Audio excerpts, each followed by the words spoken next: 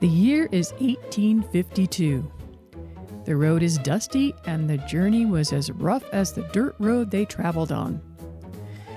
A group of 7 nuns of the Order of the Little Society of the Friends of Mary under the Cross of Jesus, that's a mouthful, traveled from Kentucky to Santa Fe, New Mexico. Their mission?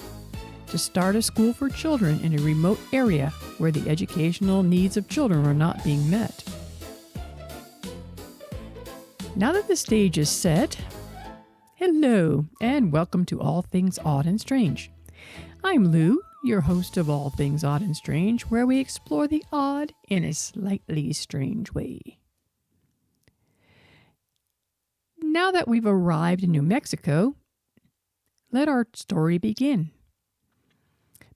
Bishop Jean-Baptiste Lemay was the first appointed bishop of Santa Fe, New Mexico. He realized that a school would be necessary to service the educational needs of the children in the area. He was busy at the time building the Cathedral of Santa Fe. Since he had an architect and builders at his disposal, he thought of using them to build the chapel at the Loretto Convent. In 1878, an unfortunate event took place, however. The architect died, and this left the chapel unfinished. Well, most of it was complete, but there was no way to get from the main floor to the choir loft, and he left no instructions as to how to build a stairway in this very tight and narrow area.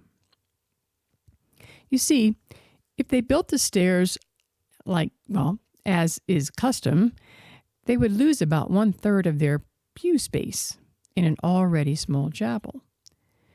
This was not satisfactory. The sisters contacted several workmen on their situation. However, all of them said it would be impossible to construct a staircase without losing the precious space. This situation went on for a few years. By now it was 1880.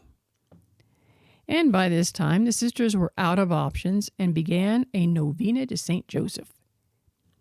A novena is a prayer said for 9 days, asking for this saint, a very holy person, to pray with them to Jesus. It's like asking a friend or a prayer group to pray for and with you during some time of difficulty. As Jesus said himself, "Where 2 or 3 are gathered in prayer, there I am in their midst." At the end of the novena, the sisters were going about their daily duties when they heard a knock on the door. One of the sisters opened it, only to see standing there an older man, a donkey, and a bag of woodworking tools. The man had an affable countenance and a very calm demeanor. He was there to help. The sisters were overjoyed. The man had but one request, that he worked undisturbed and no one should enter the chapel while he was working. The sisters agreed. So the work began. Day after day, the man showed up like clockwork and left as quietly as he arrived. The workspace was always left very tidy.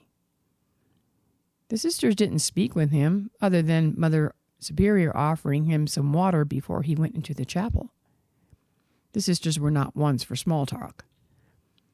Matter of fact, they didn't even know his name, and he never mentioned it. This went on for about 6 months, until one day the man left without anyone noticing. The stairs were complete. The sisters inquired as to his whereabouts, even going to the lumber yard to pay for the lumber he used. The manager at the lumber yard said they had no record of purchase from such a gentleman, and their inventory remained undisturbed. The carpenter and his donkey simply vanished. Even to this very day, you can ask the sisters at the Loretto Convent, who was that carpenter who showed up when they needed help? And they will answer with moral certitude, St. Joseph. If that were the end of the story, you wouldn't be hearing it from me. In my opinion, this is where the story gets interesting. You see, this was no ordinary staircase. No. Come to find out, the construction of this staircase leaves all carpenters and builders scratching their heads, even today. The perplexing construction of this staircase is that it's in the form of a double helix without any center support. There are no nails or screws used, just wooden pegs. It also has two 360-degree turns within a rise of only 20 feet. The number of steps? 33. Same as the reported age of Jesus' lifespan. Oh, and that's not all. The wood it was made out of doesn't exist. That's a real kicker. It is of the spruce family, but the species of spruce, get this, is unknown. Well, my friends, I leave this story with you to further research it for yourself. All I know is I find this account a bit odd and strange. How about you?